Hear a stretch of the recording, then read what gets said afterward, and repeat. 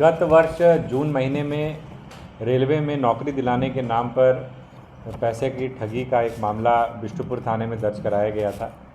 उसको लेकर के एक टीम का गठन भी किया गया था और लगातार उस संदर्भ में अनुसंधान किया जा रहा था।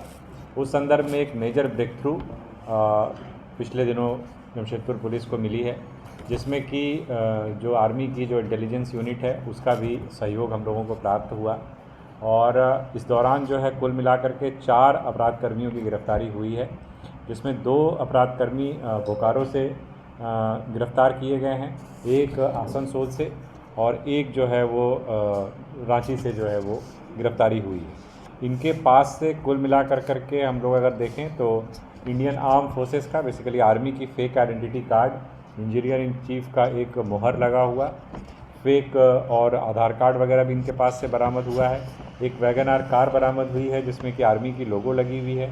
इंडियन आर्मी का 2 और स्टाम्प मिला है। एक टॉय गन इनके पास से बरामद हुआ है और उसका कुछ पावर कॉर्क वगैरह भी मिला है।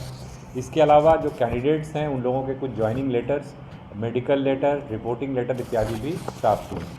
बेसिकली अगर इस पूरे प्रकरण की बात करें तो ये बेसिकली एक गिरोह चला रहे थे और उस गिरोह के अंतर्गत ये लोगों से संपर्क स्थापित करके उनको यह वादा करते थे कि उनको नौकरी दिलवाएंगे रेलवे में, आर्मी में, इस तरीके की जो डिफरेंट गवर्नमेंट एजेंसीज़ हैं, FCI है, इन सब में दिलाने का वादा करते थे और उसके आधार पर उनसे पैसे की उगाही करते थे। जिसमें भी इन्होंने फार्मूला एक बनाया हुआ था कि बहुत न्यूनतम पैसा ये लोग ऑनलाइन ट्रांजैक्शन के माध्यम से लेते थे, 10% टाइप, और बाकी पैसा जो है वो कैश लेते थे।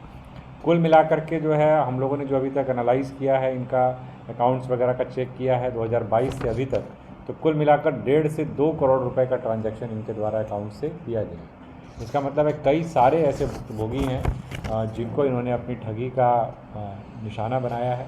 कई सारे भुक्तभोगी हम लोगों के सामने भी आ चुके हैं और तो एक तरीके से हम कह सकते हैं कि एक व्यक्ति जिसके द्वारा ये मामला दर्ज कराया गया उसमें सतत तौर पर पुलिस के द्वारा अनुसंधान किया गया और गिरोह के मुख्य सदस्यों का एक तरीके से पर्दाफाश किया गया है और अन्य लोगों की गिरफ्तारी अभी होनी शेष है।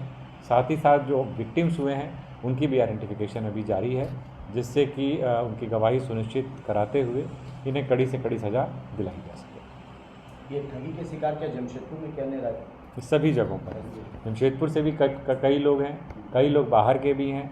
एक तरीके से आप कह सकते हैं कि न केवल अंतर जिला बल्कि अंतर्राज्यीय गिरोह के रूप में भी ये लोग ऑपरेट कर रहे थे, क्योंकि ये 1 to 1 mouth to mouth publicity जो होती है कि एक गिरोह काम कर रहा है जो आपको नौकरी दिलवा देगा, बड़ी आसानी से आपका मेडिकल करवा देगा, सब कुछ ही करवा देगा, उस बिना पर ये लोग पैसे उठाने की कोशिश करते थे और with in the district, beyond state भी इन लोगों के अपने कनेक्शंस थे जिसका ये लोग मिसयूज़ करते थे। लोगों से कांटेक्ट कैसे करते थे? जैसा मैंने आपको बताया, माउथ टू माउथ पब्लिसिटी की वजह से।